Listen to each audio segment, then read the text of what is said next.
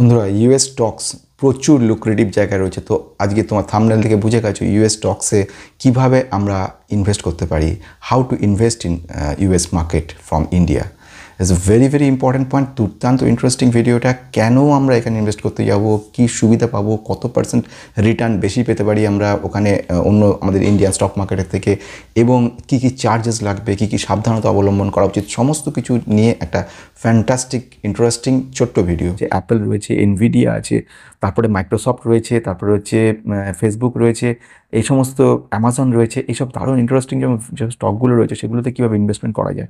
শুধু যদি কম্প্যারিজন করে নাও, ওদের দেশে যেটা রয়েছে ডো জোন্স বলা হয় ইন্ডাস্ট্রিয়াল অ্যাভারেজ, বা S&P 500 বলি, বা যাকে বলা হয় ন্যাসড্যাক কম্পোজিট বলি, সেইগুলো যে ইন্ডেক্স হয়, সে সমস্ত ইন্ডেক্স আইটি টেকনোলজি, ওদের ওখানে অ্যাডভান্সমেন্ট, ওদের রিটার্ন পার্সেন্টেজ আমাদের তুলনায় অনেক বেশি।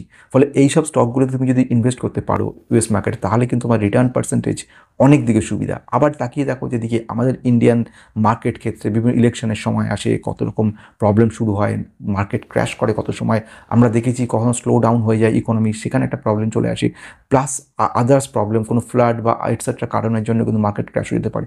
তো সেই সময় যে ওদের দেশের মার্কেট থেকে রিটার্ন ভালো পাওয়া যায়, ভোলাটিলিটি অর্থাৎ মানে মার্কেটের ওঠানামা তুলনামূলকভাবে আমাদের তুলনায় কিন্তু অনেক কম ওদের ওখানে।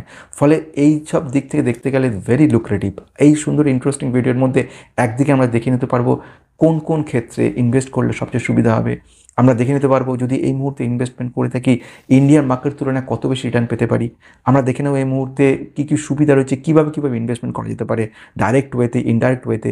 আমরা দেখে নিতে পারবো এখান থেকে কখন কখন কী কী ধরনের চার্জেস থাকে, কোন কোন অসুবিধা থাকতে পারে। ভিডিও যাওয়ার আগে আমি সৌম্য সবাইকে স্বাগত জানাচ্ছি বেস্ট ইনভেস্টরের পক্ষ থেকে। তোমরা যারা নতুন রয়েছে অবশ্যই সাবস্ক্রাইব করে বেল আইকনটা প্রেস করে দেবে, আর যারা পুরনো রয়েছে তাদের প্রচুর অজস্র লাইক কমেন্ট, আমি মুগ্ধ, তাদেরকে অসংখ্য ধন্যবাদ।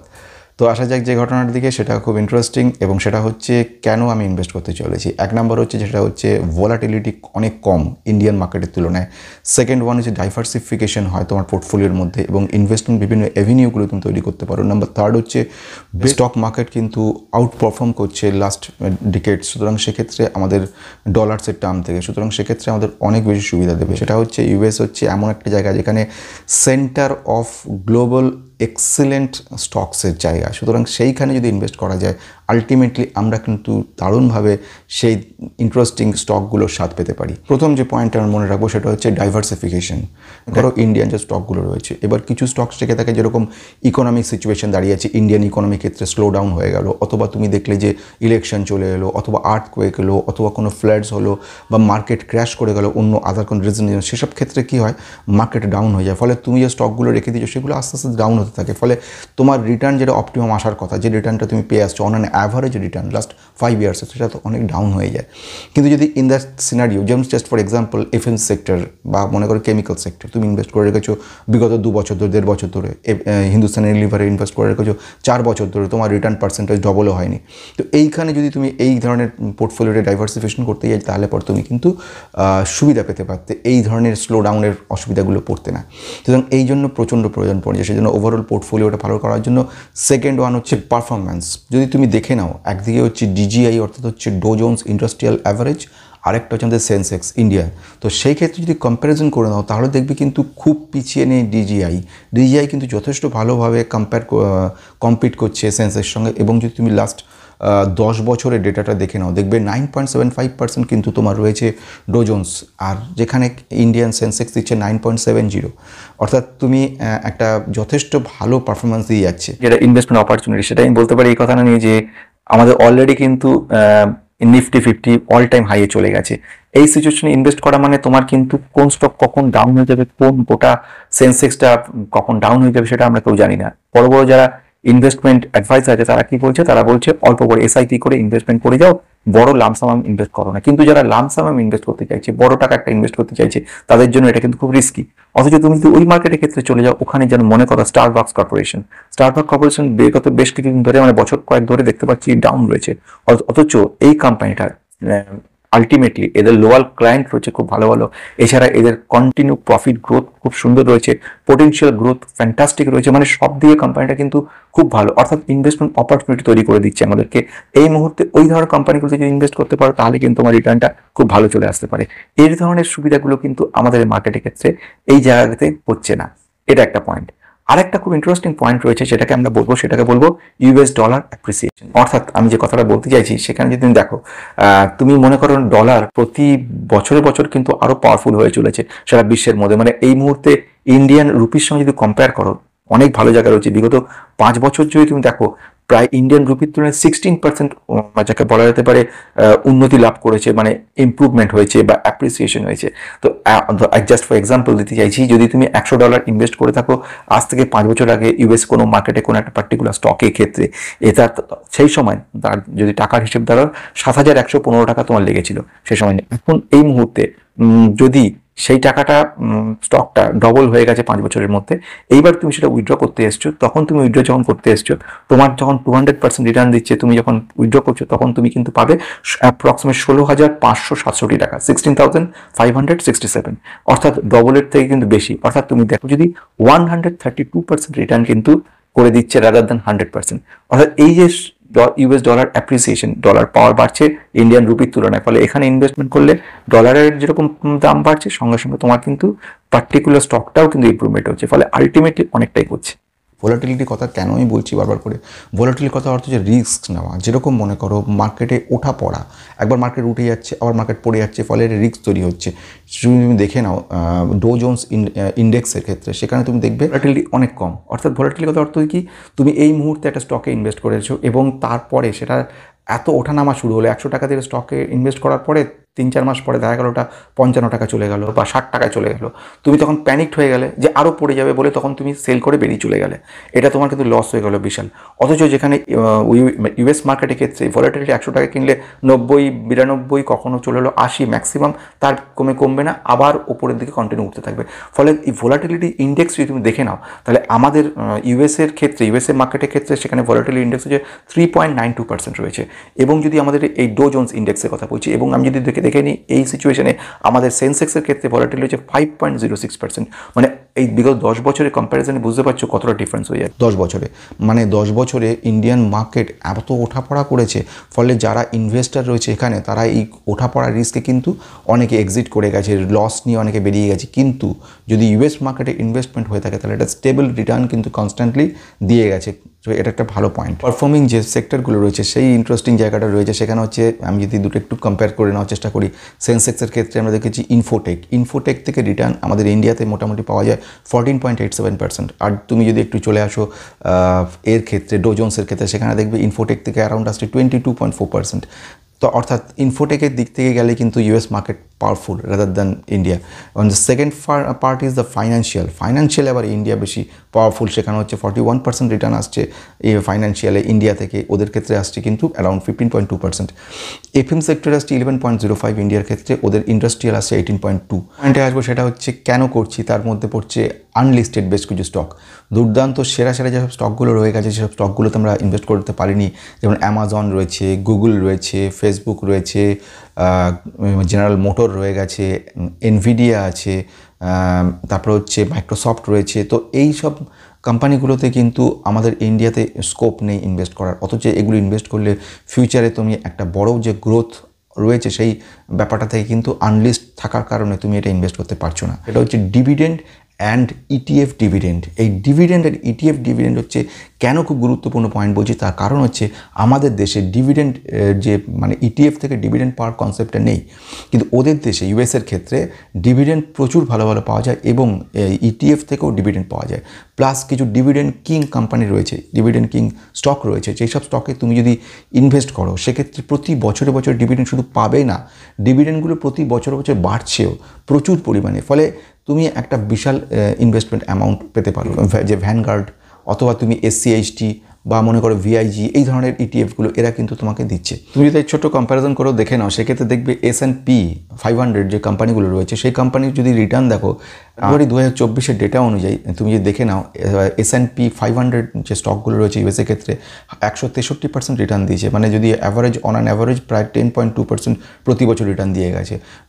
যেটা আমরা দেখে নিই ডো জোন্স ইন্ডাস্ট্রিয়াল অ্যাভারেজ, সেখানে তুমি দেখো 131% রিটার্ন দিয়েছে, এবং যদি আমরা 10 বছরের মধ্যে এবং যদি অ্যাভারেজ দেখি 8.7%। ন্যাসড্যাক কম্পোজিট যেটা সেটা আমাদের রিটার্ন দিয়েছে অ্যারাউন্ড 264% বিগত 10 বছর ধরে, এবং তুমি যদি অ্যাভারেজ দেখে নাও অ্যারাউন্ড পাবে 13.8%। কম্প্যারিজনগুলো করে নেওয়া যায়, যদি বিগত 5 বছরে তুমি ইউএসএ দেখো সেখান থেকে পাবে 12.86%, আমাদের সেন্সেক্স দিচ্ছে 12.11%, মানে কোনো অংশে কম নয়, যথেষ্ট ভালো জায়গা রয়েছে।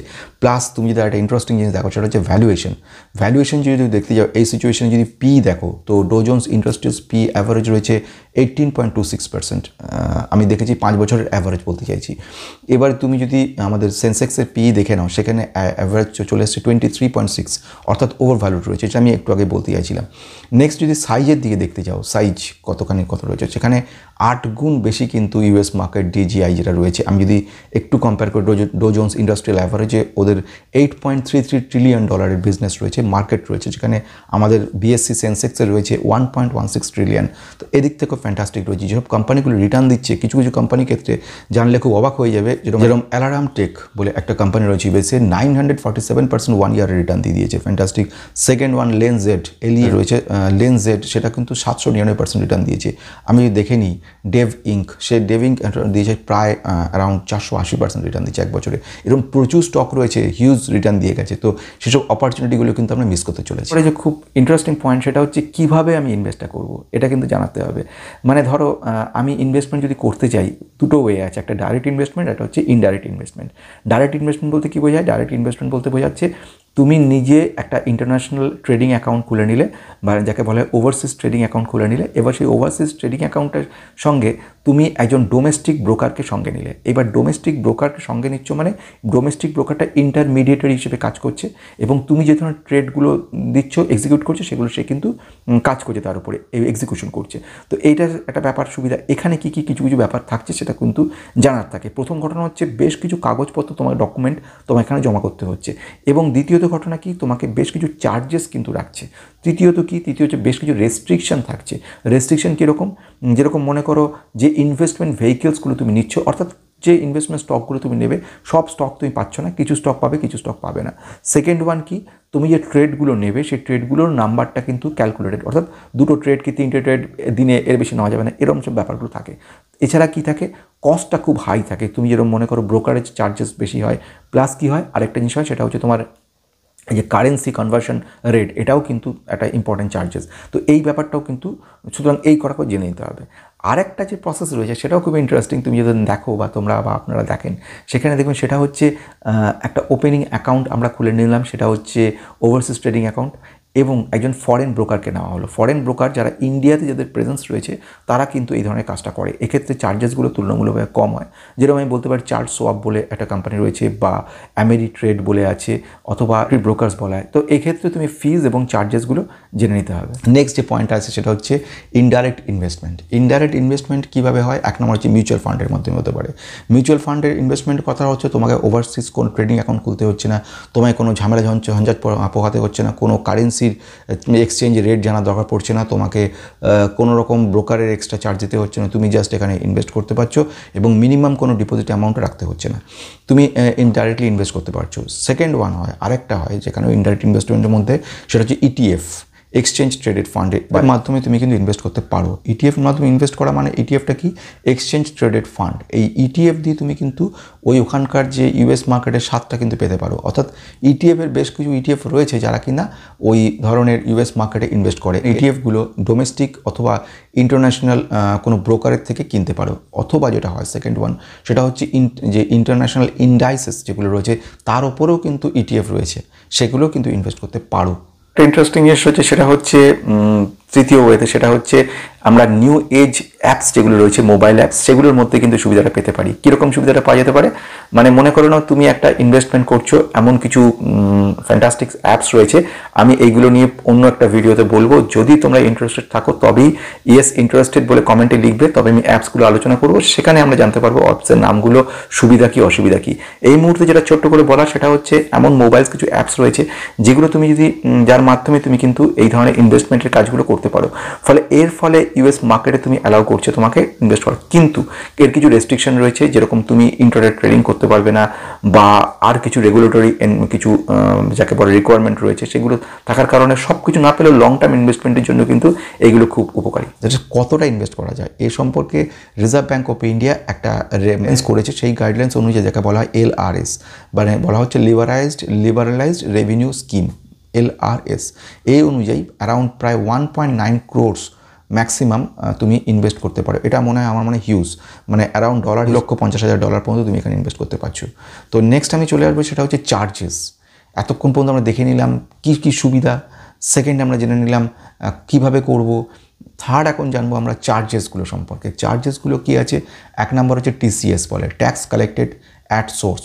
ট্যাক্স কালেক্টেড সোর্স বলতে কী হয়, একটা 5% TCS একটা চার্জ করে, সেই পরিমাণটা হচ্ছে 7 লক্ষ টাকার বেশি। এটা রিজার্ভ ব্যাঙ্কের LRS যেটা স্কিম রয়েছে সেখানে বক্তব্য রয়েছে, সেই 7 লক্ষ টাকা বা তার বেশি যদি হয় সেক্ষেত্রে 5% ওরা একটা ট্যাক্স চার্জ করে। এই TCSটা তোমার কেটে নিচ্ছে, তুমি ইচ্ছা করলে সেটা কিন্তু রিফান্ড পেতে পারো। এটাকে বলা হয়, যেটাকে বলা হয় DTAA, অর্থাৎ ডবল ট্যাক্স অ্যাভয়েডেন্স এগ্রিমেন্ট। এই অর্থাৎ অলরেডি ফরেন কান্ট্রি তোমাকে যখন TCS কেটে নিয়েছে, তুমি এটা তোমার এখানে বসে তুমি ইনকাম ট্যাক্স রিটার্ন যখন জমা দেবে সঙ্গে সঙ্গে তুমি কিন্তু এটা রিফান্ডটা পেতে পারো। নেক্সট আমি চলে আসবো সে পয়েন্ট, সেটা হচ্ছে আর কি ডিডাকশন হয়, সেটা হচ্ছে ক্যাপিটাল গেইনস এবং ডিভিডেন্ড ট্যাক্স। ডিভিডেন্টের উপর কিন্তু ট্যাক্স নেওয়া হয়, এবং US যে রেগুলেশন রয়েছে তাতে ইন্ডিয়ান সিটিজেনদের থেকে প্রায় 25%-এর কিন্তু ট্যাক্স কেটে নেওয়া হয়। এবং ন্যাচারালি আমি যেটা বললাম DTA এর নিয়ম অনুযায়ী তুমি এখানে যদি দাও তাহলে এখানে আর তোমার ট্যাক্স কাটবে না, বরঞ্চ যে ট্যাক্সটা এখানে কেটেছে সেটা তোমার রিফান্ড করে দেবে। এটা হয়ে গেল, কারণ দুবার কিন্তু এক ধরনের হয় না, ইনকাম ট্যাক্স হয় না। এবারে আসছি capital gain. Capital gain tax কিন্তু US এর ক্ষেত্রে নেই, সেক্ষেত্রে ইন্ডিয়ায় কিন্তু ক্যাপিটাল গেইন ট্যাক্স রয়েছে। অর্থাৎ এখানে তুমি যে ক্যাপিটাল গেইন 1 লক্ষ টাকার বেশি যদি লং টার্মের ক্ষেত্রে হয়, তাহলে সেক্ষেত্রে তোমার কিন্তু তার উপর 10% হিসেবে যেটা রয়েছে আমাদের। আর STCG মানে শর্ট টার্ম যদি হয়ে থাকে অল্প কিছু 6 মাস 3 মাস, সেক্ষেত্রে 15% হিসেব করে বা ম্যাক্সিমাম যেটা রয়েছে তার উপরে তোমার যা স্ল্যাব সেই স্ল্যাবের উপর চার্জ করা হবে ট্যাক্স। তো এই জিনিসগুলো হলো, প্লাস কী কী চার্জ থাকে আরও সেগুলো কিন্তু মনে রাখতে হবে। সেরকম চার্জেসগুলোর মধ্যে পড়ছে একটা ব্যাঙ্ক চার্জেস থাকে। ব্যাঙ্ক চার্জেস বলে এই যে ফরেন আমরা এক্সচেঞ্জ করছি, ফরেন এক্সচেঞ্জ কনভার্সন হচ্ছে, তার জন্য কিন্তু একটা ফিস দিতে হয়, সেই ট্রান্সফার ফিস, সেই ফিসটা দিতে হবে। সেকেন্ড হচ্ছে ওয়ান টাইম একটা অ্যাকাউন্ট সেট আপ যখন হয় তার জন্য একটা চার্জেস দিতে হয়। প্লাস কী হয়, ব্রোকারেজ ফিস একটা দিতে হয়। ব্রোকারেজ ফিস যখন তুমি কিনছো বা বেচছো তার জন্য একটা ফিস দিতে হয়। প্লাস কি দিতে হয়, ফরেন এক্সচেঞ্জ রেটের উপর একটা মানে FER বলে এটাকে, এই রেটও দিতে হয়। এই রেটটা কিসের উপর হয়, যেই মুহূর্তে তুমি কেনা বেচা করছো সেই সময় রেট, এবং কী পরিমাণ ইউনিট তুমি কিনছো তার উপরে রেটটা কিন্তু ঠিক হয়। তাহলে এই জিনিসগুলো আমরা জেনে নিলাম। অনেক রকম চার্জের ব্যাপার শুনে নিলাম, যেরকম একটা জেনে নিলাম TCS বলে রয়েছে, ট্যাক্স কালেক্টেড অ্যাট সোর্স, মানে 5% মতো চার্জ নেয় 7 লক্ষ টাকার উপরে।